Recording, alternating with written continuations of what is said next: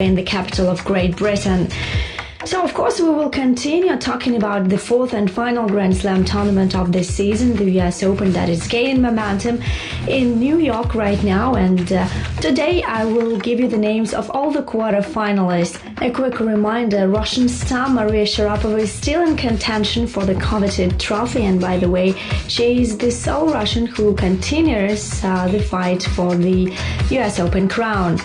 So I will remind you who Maria Sharapova will face off in her quarterfinal, and also I will tell you who else reached the quarterfinal stage of the 2012 US Open. And later we'll switch over to the 2012 Paralympic Games, and of course my colleague Roman Kosarev, who is in London right now, will give us all the details about Russia's latest achievements at the Paralympics. And I should say that on Monday Russian athletes added more gold medals to the country's medal tally. But of course Roman Kosarev, as I said, will give us all the details. So stick around, we will be right back. Well, after Monday's matches at the US Open, the names of all the quarterfinalists became known, and by the way, not all of the top-seeded players reached the round of last 8. Thus, the fourth-ranked Agnieszka Radwanska of Poland, who was in the final of the 2012 Wimbledon, was knocked out by the 20th-seeded Roberta Vinci of Italy, who created one of the biggest sensations at the tournament. There was no fight at all between the two ladies, as Vinci needed 2 sets to secure a place in the round of last 8. Agnieszka was a mere shadow of herself, not able to hold her serve and respond with strong shots. It's safe to say that Agnieszka Radwanska helped her Italian counterpart progress into the quarterfinal.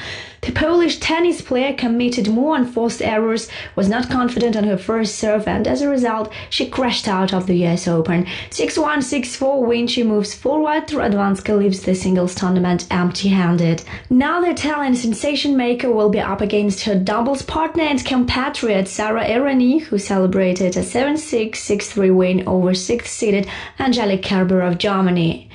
The four-time Olympic champion and multiple Grand Slam title holder Serena Williams of the United States of America demolished Andrea Klavachkova by posting a double bagel score of 6-love, 6-love.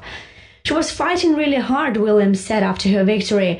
The match is never over until you shake hands. There is always a comeback available, so I didn't want to give her that opportunity to try to come back, especially her in particular. She was getting so pumped up and she never gave up. I thought that was really incredibly positive, Serena Williams concluded. In the quarterfinal, the winner of this year's Wimbledon will face off against the 2008 French Open champion Ana Ivanovic of Serbia, who defeated the 55th ranked Svetlana Pironkova of Bulgaria 6-love, 6-4. And I would like to stress the fact that in the semifinals, the winner of the Williams-Ivanovic tie will meet either the world number 10 Sara Errani or the 20th-seeded Roberta Vinci. So the possibility of seeing a rematch of the London Games final is very high, as so far gold and silver Olympic medalists, so Serena Williams and Maria Sharapova, are determined to play in the singles final. And also one more match is worth mentioning, that's between the Williams sisters and Russian duo of Maria Kirilenko and Nadia Petrova. Of course, I'm talking about women's doubles. So the reigning Olympic champions were defeated by the London Games bronze medal holders in 2 straight sets, 6-1, 6-4, and now Russian couple will meet the Spanish duet of Maria Martinez-Sanchez and Nuria Lagestera-Vivers. Okay, now let's take a look at the men's draw, where all of the top-class athletes confirmed their status. The 2012 Olympic champion Andy Murray of Great Britain beat 15th-seeded Milos Raonic of Canada in 3 sets, 6-4, 6-4, 6-2 to reach his 8th Grand Slam quarterfinal in a row.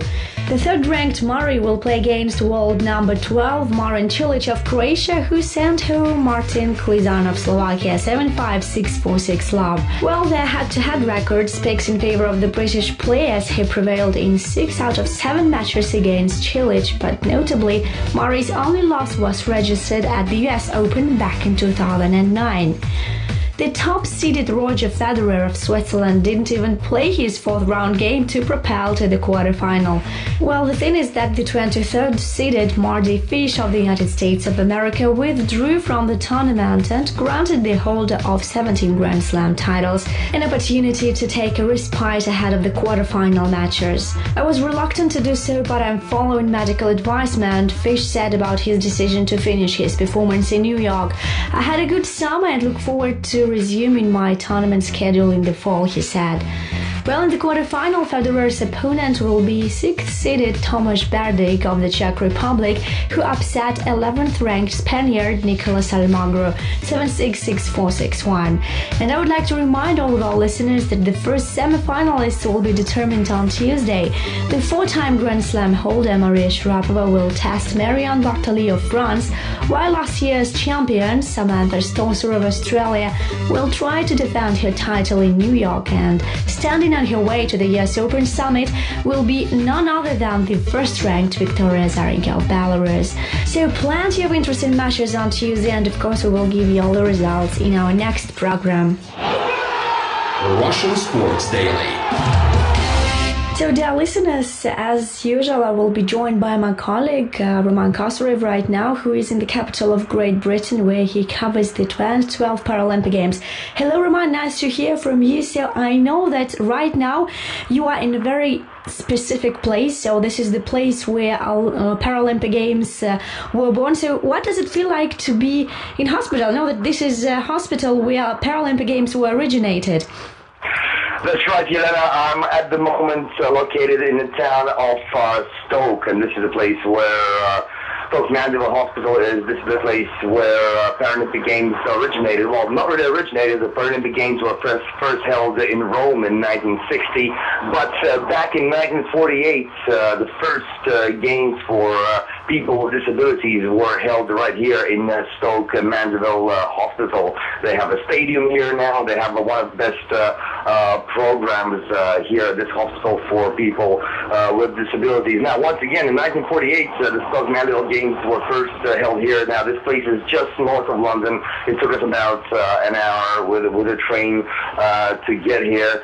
And the first games were created by a German neurologist. Now, his name is Ludwig Guttmann, and he came up with an idea of using sports and athletics as an additional way to further rehabilitate World War II veterans, and he organized these games here in Stoke Mandeville for 16 athletes at that time. All those athletes were from Great Britain, and of course 16 people back then. It's a very huge difference between then and today, where we have 4,200 athletes. Just makes me wonder if Dr. Ludwig Guttmann himself ever dreamed of his idea expanding to the rest of the world. So now, obviously, this is an international celebration of sport. Now the notion of rehabilitation has gone even further. It's not about rehabilitation now. It's about the people finding themselves and getting into the society and getting out of their homes and being along together with the rest of the society. And now today Paralympic athletes are actual professional athletes as well. And I'm also wondering whether one day, with all these new technologies, one day Paralympic athletes would be able to compete together with their able-bodied counterparts. So I'm here at this place right now. I'm going to go check it out. There's apparently monuments to those first Paralympic Games, so I'll check it out, and when I get back to Moscow, I'll tell you all about it. So, Roman, by the way, disabled people have already started to compete with professional athletes, and I would like to remind all of our listeners that at these very Summer Olympic Games in London, the Greek athlete Oscar Pistorius competed in the men's 400-meter event along with his healthy counterparts, and I'm pretty sure that this example set by Oscar Pistorius will inspire all of the disabled people to lead absolutely normal life and to be an integral part of this society. So this was Russian Sports Daily with me, Yelena Malakhova. Thank you very much for listening, and be sure to join me again tomorrow. Have a nice day. Russian Sports Daily. Russian travel log. The town of Myshkin, which means a mouse in Russian, was founded in the 16th century. According to legend, a prince who was hunting in the neighborhood lay down to have a rest and fell asleep. He was suddenly woken up by a mouse, just in time to see a huge snake crawling towards him. The prince deemed his salvation from being stung to death a miracle and built a wooden chapel in the place in honor of Saints Boris and Gleb, for the incident with the mouse happened on Saints Boris and Gleb Day. The prince provided the chapel with a watchman, and the man's hut was the first dwelling of a future town, Myshkin. When Myshkin got the status of a town in 1777, its coat of arms depicted a mouse along with the Yaroslavl bear with an axe.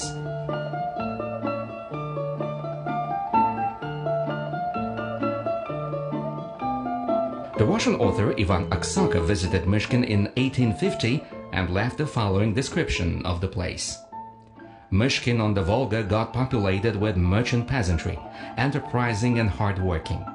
The merchants are rich, live in beautiful houses like the big family, and make donations to the town budget. All involved in wholesale commerce, there is practically no trading inside. Up to 6 million eggs are sent to St. Petersburg from Myshkin, and the peasants here are well off and engaged in big trade.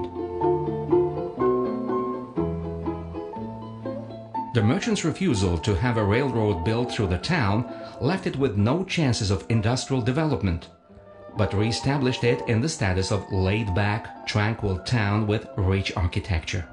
The merchants saw Myshkin a merchant capital, where their dreams of wealth and freedom had come true. Their vast capitals went to adorn the town with